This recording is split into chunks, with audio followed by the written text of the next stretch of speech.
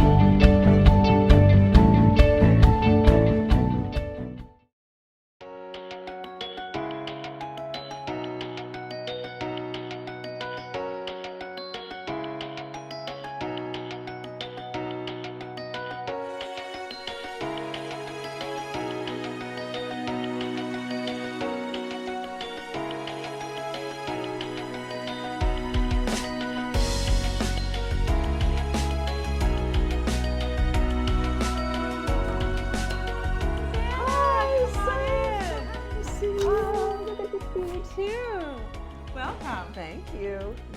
Sophie, every time I come here as a lucky guest, as soon as I step inside here, I am transported. This has got to be one of my favorite all-time entries anywhere because it's so moody and romantic and glamorous, and I know how much you guys love to collect at auctions. Right. So there's old pieces, but then there's modern art. Yeah. How was that the kind of overall vibe when you set out to do this? You did all this yourself, by the way. Yeah, exactly. Well, the intention was, we live in townhouses, and there's all this classical sort of traditional, accoutrement that comes with a townhouse. And at some point, I said, it would be nice to have some contrast. And when I met Jeff, my husband, who loves collecting art, everything was like dog paintings and, scenery and landscapes. And I said, when you put that in a townhouse, it starts to make it all feel a bit old. I said, what if we got into modern art? And that was started the quest, and that's how we built our collection from there. It's like walking into an exclamation point in the best way, because I always think of art as kind of like punctuation in a room, and it's like, boom. But it doesn't distract, it welcomes you, and there's all these surprises everywhere that you look, between the art and the way you've arranged it on the walls, all the personal objects that have been collected, every little moment. There's literally not an inch that has been forgotten in the best way. Oh, well, thank you. It's true. We both like to collect and find things that work together. So this painting was the lead piece for this room, so it informed actually the color of the piano. You would have thought that would have been black, and it took me forever to find a baby grand in this color that worked back to the painting. So it does help to have something that leads you to coming up with your scheme for the room, and that everything works back to that. Even though you and Jeff are really close friends, and I know this about you already, even if I didn't know you, when I explored all these floors for the first time. You hadn't been here forever, yeah. Exactly. I felt immediately like this is a couple that is united in their way of wanting to collect and live with what they love. Sometimes you feel like this is a one-sided thing where if someone got to do it and the other partner was like, just you do your thing. Right. For you both, Jeff loves the hunt a lot. Oh my gosh, yeah. Almost to a funny fault sometimes. He's so passionate about it, and you encourage it, and you find a way to it's very much of a joint venture. But I definitely have to assert myself because he is so wonderful about his passions for collecting. And you really do need art. I mean, art is essential to make a room exciting, in my opinion. But also, the more you collect, you can edit the other stuff away and really hone your collection. So in this room, I knew I wanted to have a mural of some kind, and I thought about having it hand painted, and I spent about 6 months going to all of these different places that do hand painted walls. During that time, my vision changed, and I thought, gosh, now I really know what I want. I really want trees, and I want clouds in here, and have it be very transported. And so I ended up at Fromental, and they brought this beautiful sketch of something they were developing called bucolic. And so we mapped out the dining room, we threw in tons more clouds, and I got home one day, and there was a box on the stairs. And we opened it up, and of course this whole room was in the box. Come on in, let's have a cup of tea. I feel like I am in a kitchen in the countryside of England. Oh, well, that's a huge compliment because I was kind of going for that. You know, the house is very New York City, and I thought let's make this kitchen a throwback. And I was actually, oddly enough, thinking of a huge farm kitchen that I saw in England, Yes. where everything is on one side. And everything is on, there's nothing, and then I thought, in order to really get that, I really need to get an old table instead of a proper kitchen island. And this was the one I found, and then I moved it in, and it was about 6 inches too short to have as the counter. So I just had these guys, I said, listen, what can we do? And they said, oh, this is really easy. We're just gonna add some wood, and we're gonna hammer some brass plates around it. But it completely sets the tone in here and sets it apart from a lot of Manhattan kitchens because, as you said, that kind of English country feel of a table that also acts as a counter. And I love how you have just a variety of orchids, plants, all in the middle of it. Just makes it feel, again, less utilitarian. You know it's utilitarian, but it has just a wonderful at home with feeling. Also, the way the room is divided between super utilitarian, all the white tiles on the wall. All of the work is on that side, and then all of the pretty stuff is on this side. Is on this side. Wait, where's the refrigerator? So I took that and I moved it into the pantry area. So it's so paneled. it's completely hidden down there. It's in its own special place. And I just wanted this to be, you know, without all of that, you know. Well, yes, it's very seamless and clean here. And then on this side is kind of, you've got your window seat, which is such a luxury. Yeah, it's really all the nice. cozy kind of at home with feeling here. All the work stuff goes there. So I love to, in my own home, infuse a guest bedroom with personal items, things that are meaningful to me. Just every piece of us is going to be in a guest room, right? We love travel, we love Middle Eastern textiles. I love texture and color. There's a friend of mine who makes these animals out of vintage wool sweaters. Make it interesting. It's, you know, make it worth the 3 flights of stairs that you have to that I had up. to go. And I feel like I could see this room without knowing you. Yeah. And then meet you and put it And you would together know me. after Yeah. speaking with you. Well, this is her. Okay, It's well so then deeply you. You've just explained exactly why I love to share that with my clients and say, please don't shy away from infusing your guest bedrooms with sentimental and personal things that are meaningful to you. It's a good thing to do. And a lot of times people with their guest rooms will just put all the stuff they don't really love.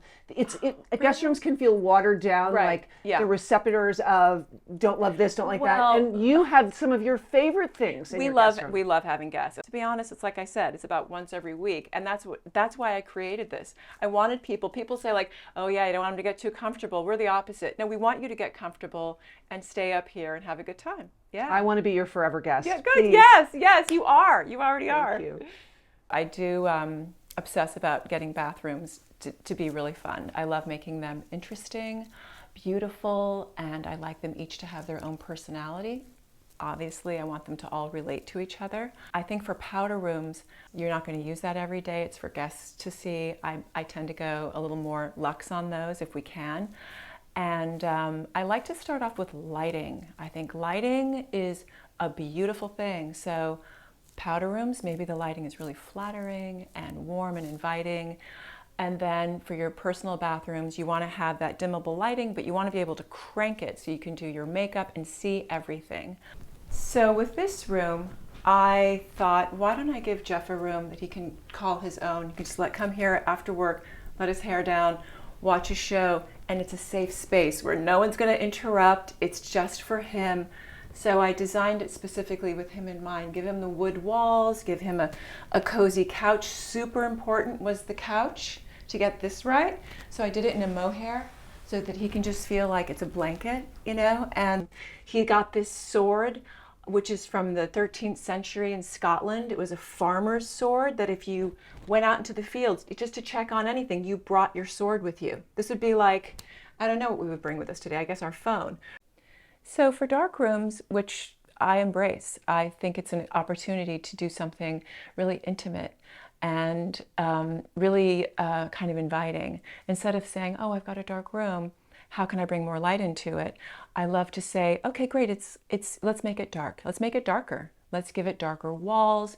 Let's give it really moody, sexy lighting. Let's add a bunch of texture. That people are kind of captivated by these dark rooms. They love them. The one thing that I really love about townhouses is that it's vertical living. So What that means to me is that each floor has its own energy. So if you want to put the kids on one floor, you want to have the main bedroom on one floor. And what I did is I put a guest suite on the top floor.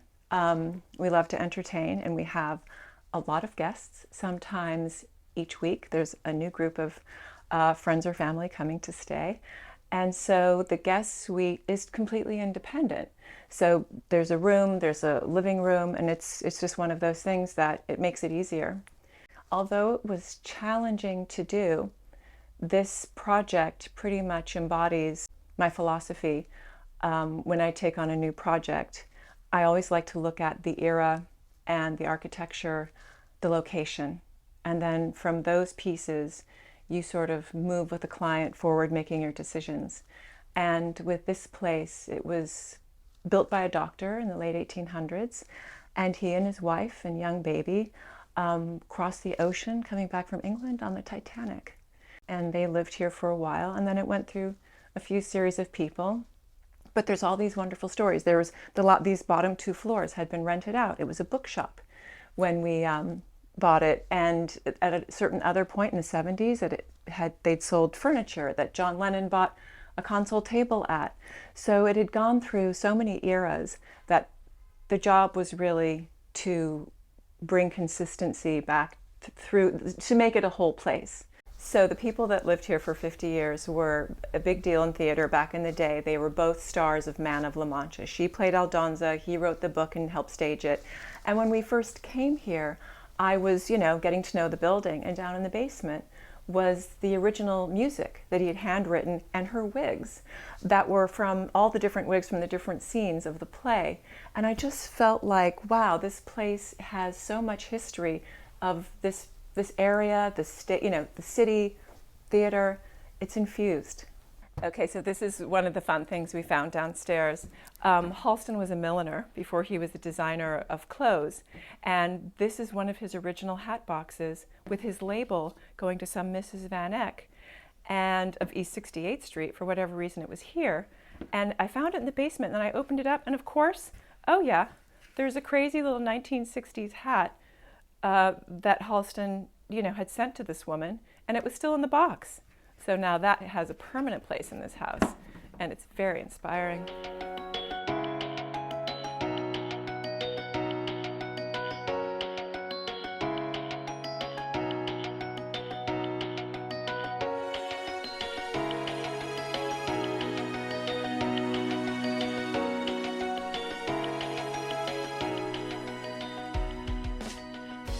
Don't miss another video visit. Click on the orange Q to subscribe and have Quintessence virtually delivered from our doorstep to yours.